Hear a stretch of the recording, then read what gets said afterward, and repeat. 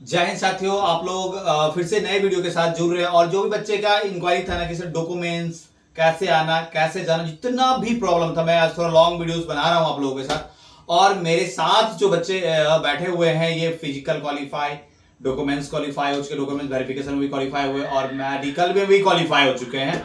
और मैं पूरी जानकारी बारीकी से पूरी जानकारी बरौनी फिजिकल एकेडमी के ट्रेनर कोच में रुपेश सर आप लोगों को दूंगा। और यहाँ पे बिहार पुलिस की बैच स्टार्ट है। जो भी बच्चे फिजिकल एकेडमी को ज्वाइन करना चाहते हैं वो आई होप ज्वाइन कर सकते हैं। लगभग हॉस्टल फैसिलिटी भी यहाँ पे स्टार्ट हो चुकी है। और मेरे साथ नाम क्या है आपका? विवेक कुमार शाही। विवेक कुमार शाही। विवेक कुमार, आप कहाँ से हैं? सिवान सर, सिवान जिला महाराजन थाना से। सिवान जिला महाराजन थाना के अंतर्गत आता है ना? जी सर। जी, थोड़ा लाउडली बोलिए, वॉइस। जी सर। और मैं बता दूं कि ये आप सिवान से हमसे कांटेक्ट कैसे हुई? आपसे यहाँ पे आने के जब हम आए तो थोड़ा मेडिकल में प्रॉब्लम हुआ तो सर से बात किए थे। सर को नंबर दिए कि बात करना, अगर कोई प्रॉब्लम होगा तो हम बात किए कि सर मेडिकल में कुछ चीज़ में हम अनफिट हुए हैं। तो सर बोले कि ये काम करना, तो वही हम फॉलो किए, फिर री मेडिकल में फिट हो गए। मैं सडनली इनसे 9 बजे, करीब 9 बजे के रात में मिला ना, करीब 9 बजे रात में मिला मैं इनसे। और मैं एक्चुअली फिजिकल एक्टिविटीज और मैं इंटरनेशनल मेडलिस्ट भी हूँ। तो बच्चे को किस तरीके से बॉडी वेट कम करना है मैं अच्छे तरीके से आई होप जानता हूँ। मैं बता दूं कि इनको मैं कुछ टिप्स बताया और पूरा सडनली इनका कितना केजी भागा हुआ था? सर हमारा टोटली 11 केजी था, जिसमें से 7 केजी कम हुआ रातों रात इनका मैं 7 केजी कम किया कुछ एक्टिविटीज बता करके इनको। और ये बताइए कि आप बरौनी जंक्शन उतरने के बाद आप यहाँ से ऑटो किस तरीके से लिए जो सीएसएफ यूनिट पर? यहाँ से 2 ऑटो मिलता है, या तो एक जो डायरेक्ट जाता है वो थोड़ा एक्स्ट्रा चार्ज लेगा, लेकिन हम डायरेक्ट नहीं जाके यहाँ से 0 माइल गए और 0 माइल से 0 माइल से वहाँ से बरौनी 0 माइल से बरौनी 2-2.5 किलोमीटर पड़ता है बस। और जैसे कि आप सबसे पहले कि वहाँ पे रूम मिल जा रही है? हाँ, रूम बहुत अच्छे, मतलब कुछ बहुत अच्छा खासा रूम मिल रहा है। और वही 150 रुपया है एक आदमी का किराया, रात भर का, 1 नाइट। अच्छा, जैसे कि वहाँ पे कितने सुबह लाइन लगे थे फिजिकल एक्टिविटीज के लिए? नहीं, वहाँ पे सर एक बैच ही दौड़ा रहा है तो कुछ खास लाइन है नहीं। और 4 बजे हम लोग लगे हुए थे, 4 बजे आए थे लोग, और 4:27 में हम लोग का एंट्री हो गया। अच्छा, 4:27 में एंट्री हुई। तो एंट्री होने के समय आपको क्या क्या डॉक्यूमेंट्स एंट्री होने के समय लिया गया था? बस एंट्री होने के समय में एक एडमिट कार्ड था और एक कोई भी पहचान पत्र हो आइडेंटिफिकेशन के लिए, या तो आधार कार्ड या पैन कार्ड, ड्राइवरी लाइसेंस, कोई सा भी एक। अच्छा। और फोटो कितने लगे थे?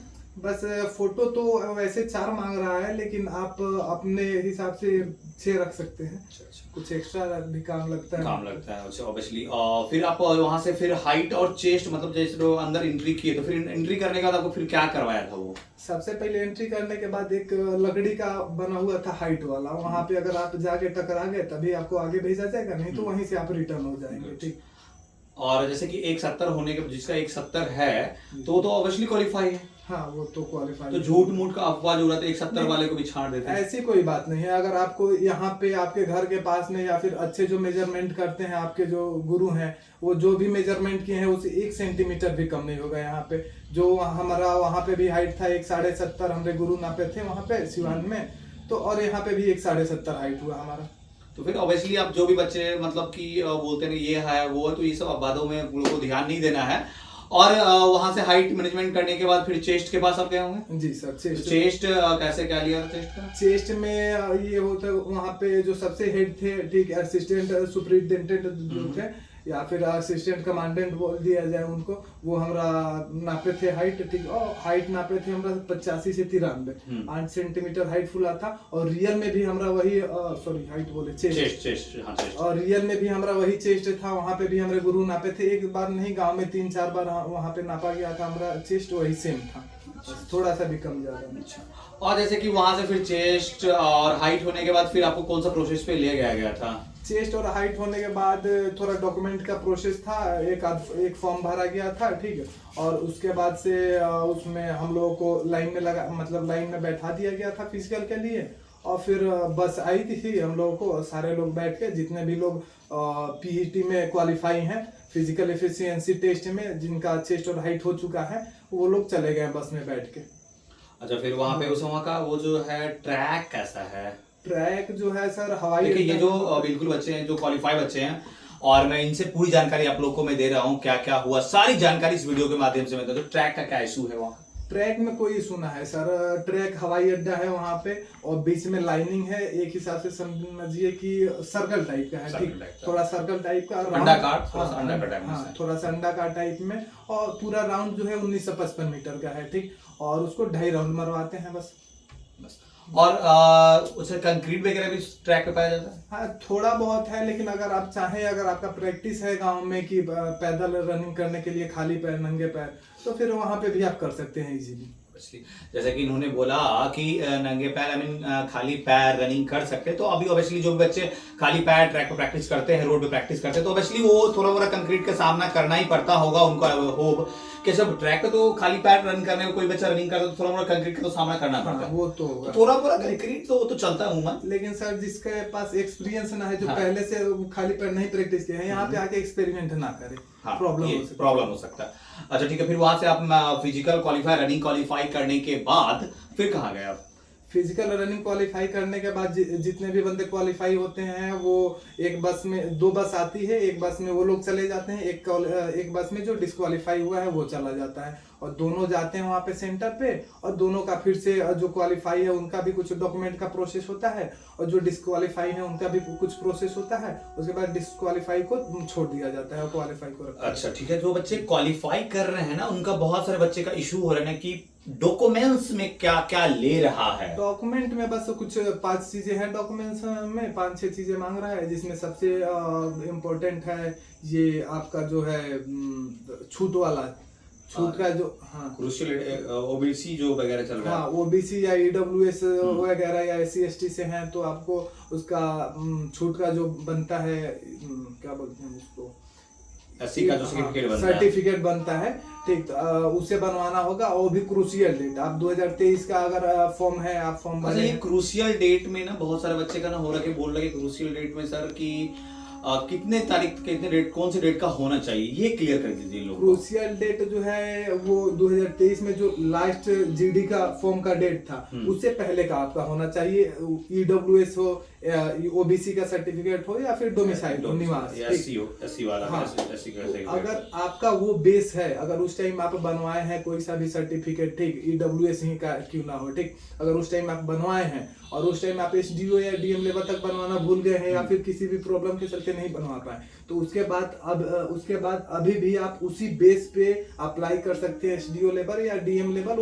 उसी डेट में तो नहीं बनाएगा ना? नहीं, वो पुराना वाला डेट CO लेवल का होना चाहिए, हाँ। वो जो EWS है वो पुराना वो होना चाहिए, क्रूशियल डेट, हाँ। लेकिन उसके बाद जो बने ना, वो 24 का भी बने, अभी का भी, तो कोई दिक्कत नहीं है, लेकिन बेस वही होना चाहिए। उसी डेट में वो जो फॉर्म फिलअप करने से पहले का डेट होना चाहिए। हाँ। अच्छा ये जैसे कि आप बता देते रहे कि आप लोग मतलब जितने भी बच्चे हैं कि अच्छा ओबीसी जो SDO लेवल का होता है वो CO लेवल का CO लेवल का चल रहा है। हाँ CO लेवल का भी लग रहा है, और CO के साथ में SDO लेवल कंपलसरी है, मतलब CO कंपलसरी है, उसके बाद SDO हो या फिर DM हो बेटर हो। जैसे कि CO लेवल का कोई और डेट का है, ठीक, फॉर्म फिलअप करने का डेट का, और फिर SDM लेवल का जो है वो कोई और डेट का, तो चलेगा? हाँ इजीली चलेगा, बस बेस वही होना चाहिए, बेस वही होना चाहिए, तो आप लोग बेस वही होनी चाहिए। और जैसे कि वहां से आप मतलब कि जैसे क्वालिफाई किए सारा, तो फिर वहां से क्वालिफाई होने के बाद फिर आप डॉक्यूमेंट्स वेरिफिकेशन होने के बाद डॉक्यूमेंट्स में आप जस्ट लाइक क्वालिफाई बोल सकते हैं, डॉक्यूमेंट्स अगर छाटते तो फिर बाहर, अगर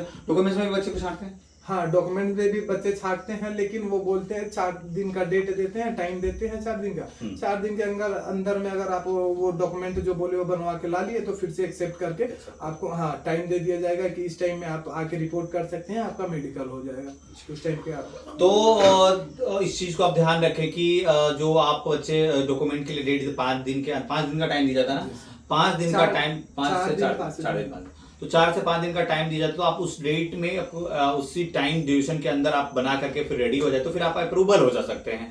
तो फिर अब हम चलते हैं मेडिकल की ओर। तो मेडिकल में क्या क्या प्रॉब्लम होता है बच्चों, और क्या क्या मेडिकल में हुआ था आपके साथ? मेडिकल में मेरे साथ मैं सारी चीजों में फिट हो गया, लेकिन वेट का मुझे जहां तक पता था, पहले से पता था कि वेट में कुछ खास प्रॉब्लम होगी नहीं, बोलेगा कि ज्वाइनिंग के टाइम या ट्रेनिंग के टाइम वेट कम कर लेना, लेकिन मेरा वेट कुछ ज़्यादा ही हो गया। यहाँ पे पता चला कि वेट में भी हटा रहे हैं। तो फिर हम वहाँ पे गए, हमारा वेट देखा गया तो 75.5 था, 75.5 kg, ठीक। और उसमें जो क्राइटेरिया था वो 64 kg का था, ठीक। और फिर वहाँ से जो मेडिकल के हेड थे उनसे हम गए, रिक्वेस्ट किए, तो सर बोले कि देखो 64 kg क्राइटेरिया है, लेकिन 4-5 kg भी एक्स्ट्रा रहेगा तो हम एक्सेप्ट कर लेते हैं, ठीक। तो 70 kg का डाउन होना चाहिए। तो वेट में और थोड़ा बहुत हाइड्रोसिल में कुछ खास प्रॉब्लम था नहीं मेरा, लेकिन फिर भी हाइड्रोसिल में हमको अनफिट किया गया। और हाँ, वेट में, और एक कट था यहाँ पे उंगली पे, बस वहाँ पे रेफर किया गया। अच्छा, ये 3 पॉइंट दिया गया था आपको। तो फिर वेट का ये सब क्लियर हो गया? जी सर, वो कट में उन लोगों को लगा कि हड्डी टूटी हुई है। अच्छा। तो इसलिए कट दिया, नहीं तो ये सारी कट जो नॉर्मल कटे हैं एक्सीडेंट में आपको लगा है या फिर बर्थ मार्क है, उसके लिए कोई प्रॉब्लम ना है। अच्छा, ये हाइड्रोसिल का क्या इशू कर दिया था? हाइड्रोसिल उसको लगा, मतलब वो बोले जो वहाँ पे थे जो हमें चेक कर रहे थे, वो बोले कि हाइड्रोसिल में आपका पानी भरा हुआ है, एक हाइड्रोसिल बड़ा है, ठीक। और फिर वो ऐसे बोल के 3 पॉइंट दे के हमको रेफर कर दिए। तो फिर वेट का, फिर वेट भी था ना जी, वेट भी, तो वहाँ दोनों चीज का फिर वेट का, फिर जैसे कि मैंने इनको सारा चीज बताया था, जो प्रॉब्लम था इनको मैंने सॉर्ट आउट करवाया और फिर मैं बताया। आई होप कि मैं 1 घंटा पहले मिला और सारा प्रॉब्लम इनको बताया, और जो एक्टिविटीज मैंने करने बोला इनको वो किया और अच्छे तरीके से वेट क्वालिफाई हो गया। अच्छा, ये जैसे कि हाइड्रोसिल प्रॉब्लम तो वो भी फिट हो गया, और हाइट वो बॉडी वेट भी फिट हो गया। तो फिर जैसे कि वहाँ से आपको रेफर मारा, तो रेफर कहाँ मारा था? रेफर हमको दिया था मुजफ्फरपुर में, ठीक। और वहाँ पे हम गए डॉक्टर के पास में, तो वहाँ पे काफ़ी सीनियर डॉक्टर बैठे थे लोग। वो लोग बोले कि हाइड्रोसिल में आपका कोई भी प्रॉब्लम ना है और इसमें भी कुछ खास प्रॉब्लम ना है। वो ऐसे उंगली देके ऐसे दबाएं, बोले कि ये उंगली दाबो। फिर मैंने सब अच्छा से कर लिया, तो बोले कि कोई प्रॉब्लम ना है। और वो लोग वेट में शॉक हो गए कि रातों रात 7 kg कैसे कम हो सकता है। मैं बता दूं कि जब मैं इंडिविजुअल गेम से हूँ, तो इंडिविजुअल गेम्स में बॉडी वेट लिया जाता है। तो कभी कभी ऐसा होता है कि बच्चे का वेट भाग जाने की वजह से तो फिर कवर करना पड़ता है, 2-3 घंटे के अंदर कवर करना पड़ता है वेट को, नहीं तो फिर बच्चे डिस्क्वालीफाई हो जाते हैं। जैसे कि अभी आपको गीता पल्लाड रेसलिंग में डिस्क्वालीफाई हुई, तो कारण जब जान सकते हैं ना, तो फिर वो बहुत सारा प्रोसेस की, तो उनका 100 ग्राम लास्ट में बच ही गया। तो फिर ये इनका आई होप कि रातों रात इनका कवर हो गया।